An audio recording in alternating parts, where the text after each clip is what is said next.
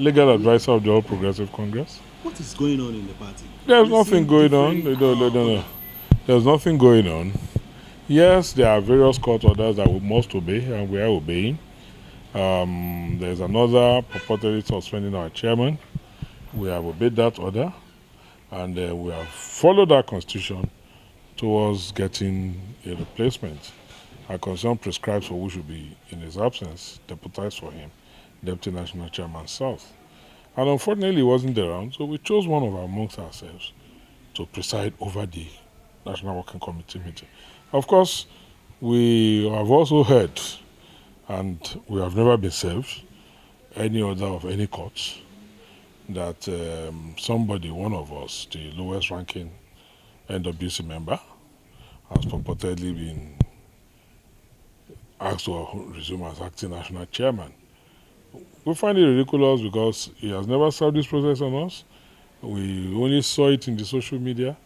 So, as far as we are concerned, the party is running. We are in pursuit of court orders. We obey same, and we are running the party according to provisions of our constitution, notwithstanding the acts of rascality of one member. Allegedly, today I saw him with more policemen moving up and down to present himself just like a national chairman. And suddenly there is another order we are hearing. Do you have knowledge of that? That he is no more a member? Is he still a member of NWC? Well, by our constitution, for an office holder who goes to take up public office or seek public elective office, he ought to have resigned to have been so nominated. If, however, he does not resign, the day he takes up the appointment is deemed to have ceased to be a member of the National Working Committee, or indeed whatever level of the executive where he is serving. In his own case, he was deputy governorship candidate, and he resigned to go and contest after he was nominated to be the deputy governorship candidate of our party in Rivers State. And to the best of my knowledge, the position has not changed, following the constitutional provisions. As legal advisor, sir, there was a letter that suddenly appeared in the social media last night that he was given waiver. Are you aware of that letter? By who? He claimed that the chairman, Adams Oshomole, gave him waiver on behalf of NWC. Is that possible? Is that a forged document? Well, going again by the provisions of our constitution, to obtain a waiver, it is a process. You apply through your what? The LGA, the state, zonal, and to the NWC. So it's a process in 5 steps. So the national chairman cannot give me a waiver without the word. But anyway, let's even assume he went through that process. The Supreme Court, in Ibrahim Umar's case, had even said the erstwhile executive in Rivers State was illegally constituted, and whatever action they are taking was null and void. And that was what led to the nullification of the nomination of all APC candidates in Rivers State. So if it is that same executive that participated in the primaries that made us not have candidate for governorship, Senate, House of Rep, and State Assembly, I ask you, my dear, can that executive give a waiver? Please help me answer. Please help me answer. No. So that is the waiver he said he has. So it's null and void, even if he got it. But to my knowledge, he never got any. So what are we expecting in the coming weeks?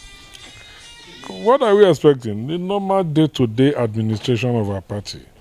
We're moving on with our programs. We've inaugurated the election committee for Edo State and the appeals committee. They go to work on Monday, and we sit down, monitor, and await their reports, and we take it on from there. In the absence of Comrade Adams Oshomole, after the primary of Edo, who is going to submit names to the INEC? Constitution says the Deputy National Chairman South acts in his absence. So there is no crisis in the party? The press calls it crisis. I call it brigandage and rascality of one or two members of the 20-man National Working Committee. So how many are you now that are working as a member of NWC? At the last meeting we had, 16 were present. And the 16 have been attending office every day. Put the rest together, we are 21 plus the chairman. Chairman purportedly suspended. The other 4, one is the man who, the only deputy amongst us. And all others are at work. So 16 out of 20 are working. And working very, very well.